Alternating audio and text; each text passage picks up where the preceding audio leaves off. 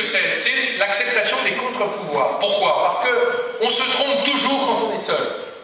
Moi, franchement, ces comptes rendus mandat, j'en ai déjà fait un à Maubeuge, j'en ai fait un à Saint-Chamond, j'en fais un à Marseille. J'apprends des choses de vos questions, de vos questionnements, des messages qu'on me donne. Je me dis, tiens, voilà ce que la population a en tête, voilà les sujets de préoccupation. Donc, c'est un moment de discussion démocratique. Et donc, le contre-pouvoir, c'est de se faire engueuler par une salle. Voilà, où les gens viennent librement. Pas une salle où on est entre soi. Là, l'entrée est grande ouverte. J'observe que tout le monde peut venir. Nous avons besoin d'avoir un Parlement qui contrôle le gouvernement. Parce que le gouvernement, il peut se tromper. On a besoin d'avoir un gouvernement qui organise le débat en son sein et assume les débats. J'assume parfaitement les débats gouvernementaux, quand ils sont posés correctement et respectueusement, les uns des autres. Et comme on assume l'arbitrage lorsqu'il est décidé. C'est ce qui s'est passé dans l'affaire Florent.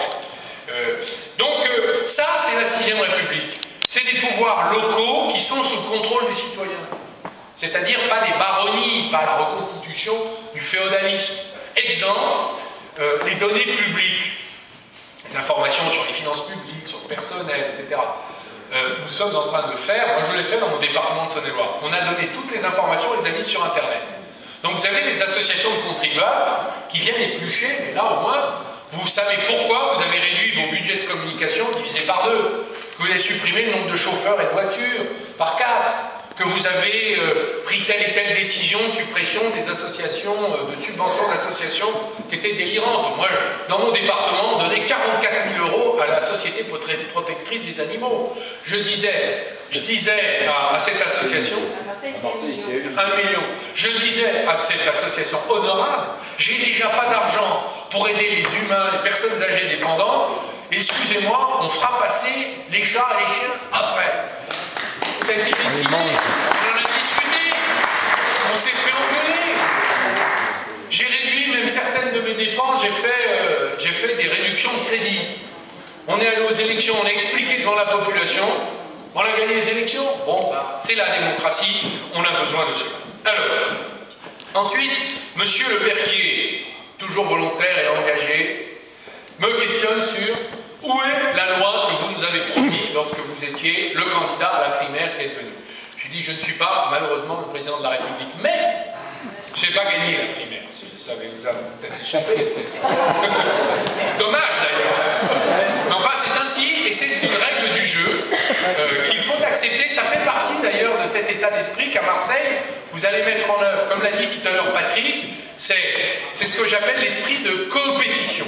On est à la fois en compétition, mais en coopération. C'est-à-dire que quoi qu'il arrive, on sera ensemble. Donc, je suis avec le président de la République, mais il n'est pas d'accord avec cette proposition que j'ai formulée devant vous. Est-ce que ça nous empêche d'avancer sur ce qu'on a appelé le projet des sites rentables? Parce que c'est exactement la situation dans laquelle vous vous trouvez. La réponse est non, puisque le gouvernement discute en ce moment avec le groupe socialiste de l'Assemblée nationale sur les conditions dans lesquelles nous souhaitons, dans le cadre de l'ensemble de notre politique de maintien des outils industriels, préserver des sites rentables. Le vôtre en fait partie, et comme le plan social vient d'être annulé, il rentrera dans cette catégorie. Donc la créativité est devant nous.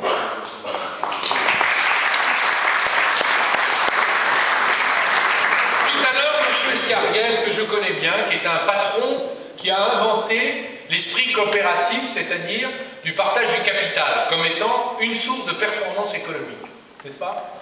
Voilà. Et qui a écrit un très bon livre dont je conseille la lecture. Me dit, comment se fait-il qu'on distribue des dividendes quand il y a chômage partiel? Aujourd'hui, quand il y a des licenciements, aujourd'hui, rien ne l'interdit.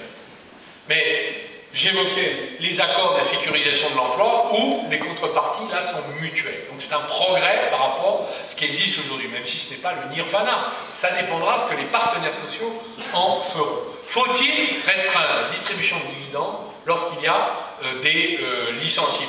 Cette question est celle de la différence entre une entreprise qui peut être en difficulté et un groupe qui lui-même est très profitable. Cette question, c'est une question qui, pour l'instant, n'est pas résolue comme tu ou vous le souhaiteriez. car c'est l'entreprise qui est en difficulté. On ne peut pas demander à un groupe de prendre en charge une entreprise en difficulté ad vitam aeternam.